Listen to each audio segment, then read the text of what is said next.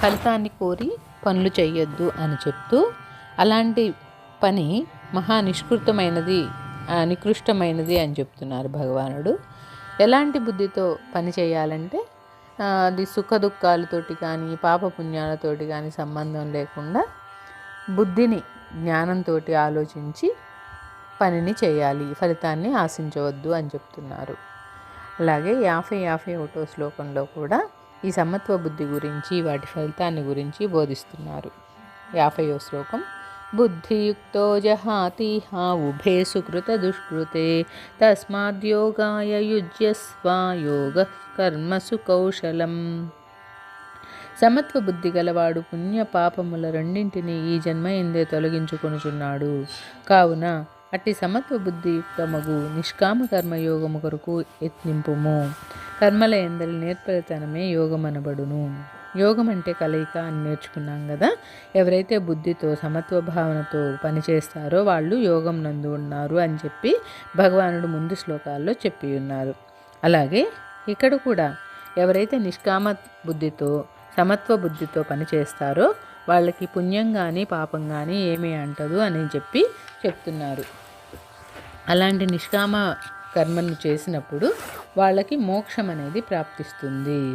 సమత్వ బుద్ధితో పనులు చేసినప్పుడు మనస్సు దేని యందు ఆ కోరికలని కలిగి ఉండదు. అలా కోరికలు లేని స్థితిలో వాళ్ళకి చిత్తశుద్ధి కలుగుతుంది. ఈ చిత్తశుద్ధి కలిగినప్పుడు ఆత్మజ్ఞానం అనేది కలుగుతుంది. ఈ ఆత్మజ్ఞానం అనేది మోక్షానికి దారి చూపిస్తుంది అని చెప్తున్నారు. 51వ శ్లోకంలో కర్మజం బుద్ధియుక్తా హి ఫలం త్యక్వా మనీషిణః జన్మబంధ వినిర్ముక్తా పదం గచ్చంత్యనామయం. సమత్వ బుద్ధితో కూడిన వివేకవంతులు కర్మలను నోర్చుచున్నను వాని ఫలమును త్యజించి వేసి జనన మరణ రూపమగు బంధముల నుండి విడుదలను పొందిన వారై దుఃఖరహితమగు మోక్ష పదవిని పొందుచున్నారు. మనీషిణ అంటే ప్రజ్ఞ బుద్ధి కలవాళ్ళని మనీషిణ అంటారన్నమాట. అయితే ఇక్కడ ఈ ప్రజ్ఞ కలగడము అంటే పాండిత్యం ఉండటం కాదనమాట. ఏదైతే పని చేస్తున్నామో ఆ పని నిష్కామ బుద్ధితో చేయడమే జ్ఞానము అంటున్నారు ఇక్కడ.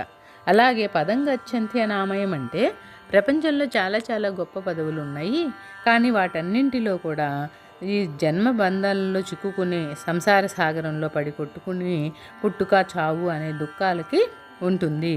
కానీ బంధరహితంగా ఉండేటువంటి ఒక పదవి కలదు, అదే ఆత్మ పదవి. ఆ బ్రహ్మ పదవిని పొందాలంటే నువ్వు సులభమైనటువంటి ఈ నిష్కామ కర్మ